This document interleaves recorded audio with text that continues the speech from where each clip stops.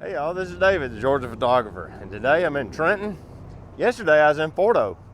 Yesterday I shot a vlog. Today I deleted said audio tracks for vlog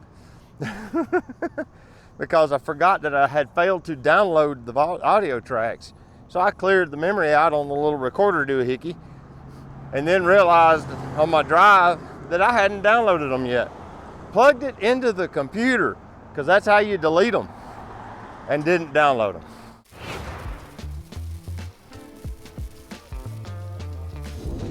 And today I'm going to do a photo walk with my Leica CL digital camera and the Voigtlander nokton f/35mm f1.4 M mount lens. I've got it adapted with my Leica M adapter L.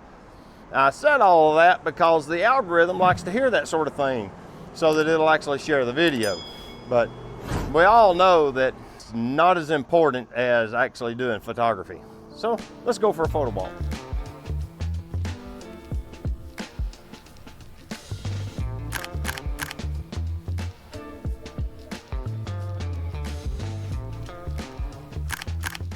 Well, I went down the road here to the hardware stores, quarter mile, maybe a little better, and back, and I've gotten a few photos along the way.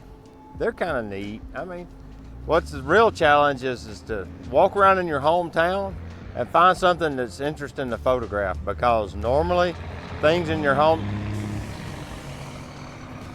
dump truck, now there's a semi. What I've done is I've walked down here in the yard of the local funeral home because they had this huge Bradford pear tree, and I'm using it as a dark backdrop so that the camera will expose me properly. That way I don't have the black shadow face with the direct sun because I wear a hat. I've made my way down, I've made my way back, I've took some photos, experimenting and trying to channel my inner Alex Webb a little bit. He does a lot of really interesting stuff with the mundane. So, you know, and William Eggleston. Trying to take photos in your hometown is kind of tough because you're used to like going to new places and seeing things for the first time, and they really grab your attention. And when you've been in your hometown for decades like I have here, you've seen everything so many times that your brain just tunes it out, and you have to force yourself to see things. It's kind of interesting to see the perspective. Yesterday I went over to a place in Rossville called Peerless Woolen Mills. It used to be a big thriving industrial factory, and now it's all closed down. They're subleasing some of the building that's still usable. The original Peerless Works is all gone, and the front building out by McFarland Avenue is falling in, and I wanted to photograph it before it collapsed or they demoed it, because at some point they'll demolish it. It's already beyond saving, other than maybe the front wall. It's pretty bad. But as you can see from the photos I've been injecting as we go along, I just did a photo walk there. We're gonna head down into town a little better now and see what we can come up with, and just try to photograph the mundane.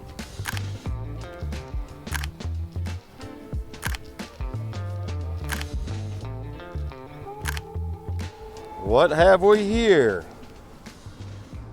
A cicada. Come on, little guy. There he goes.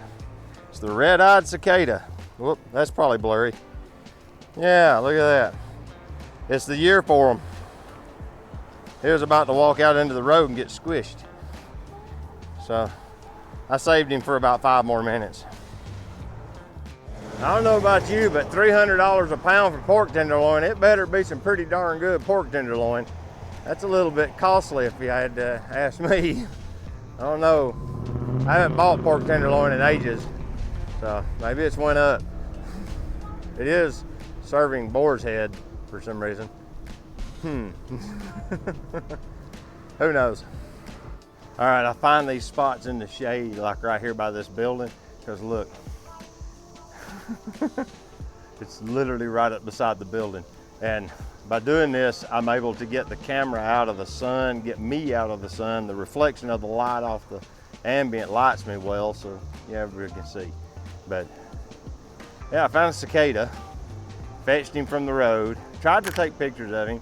The minimum focus distance on this lens is, well, it says it's 0.7 meters. I'm pretty sure. Yeah, it's my arm fully extended just barely is enough at f11 to get him relatively in focus. My hand was in focus, so I'm pretty sure he's in focus, but now I'm gonna circle down towards McDonald's. Is just on the other side of these trees over here. And let me see. Yeah. And I'm gonna go down to McDonald's and make my way back over to Highway 11. Well, Highway 136, bisects the county. And then back to the truck.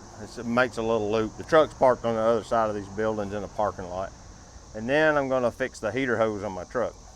Interesting story there. If you saw my vlog from last week, then you saw how my heater core is leaking. I had to take it back to the mechanic. Well, that's gonna happen Monday, and I wanna drive my truck over the weekend. So I'm gonna do an old school trick of keeping your heater core from leaking into the cab of the truck until next Monday. I'm in the auto parts store parking lot. But what I've done is, this is where it outputs from the engine, and that's the return.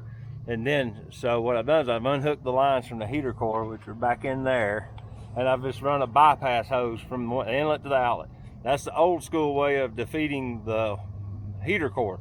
And the reason I know my heater core leaks is that's antifreeze. And it's been leaking the whole time and I just didn't know it. So now I can drive my truck until I can get it to the mechanic. And since it's warm weather, I don't need the heater. Dollar says you can't figure out what I forgot to do before I came home. Right, the film, the outro. As per my standard modus operandi, I didn't do it. I don't know why, but I think it was because I got distracted with working on the truck. Long story short, truck was running, so that's all that mattered. But I made my loop on around, went by, there was a bunch of cicadas, took a couple of photos, but nothing really interesting to me. It was almost more like exercise than it was actual cool photos. And then basically just shut everything down and went to the house. If you have a favorite camera and you can get out, just go out and take pictures of stuff. It doesn't have to be anything in particular. You don't have to photograph people. There's some kind of a weird obsession with street photographers where they have to photograph people. It's not necessarily true. You can photograph other things. So if you're not comfortable photographing people, don't bother with it. Take pictures of something you are interested in. Now, if you have a desire to photograph people, but you're still uncomfortable, that's a different problem, and you need to be able to work through that and remove that difficulty. But for me, it's not that big of a deal. Occasionally, I'll photograph somebody. Most of the time, I just don't. I just don't bother. And I just enjoy getting out, documenting the world around me. But if you enjoyed this video, I'd appreciate a like and a subscribe and all that good stuff. If you want to see more content, there's plenty of it. I've got way over 500 videos at this point. So until next time, this is David, the Georgia photographer, and I'm going to tell you to get your camera out and go take a picture with it. All right, we'll see you later. Bye-bye.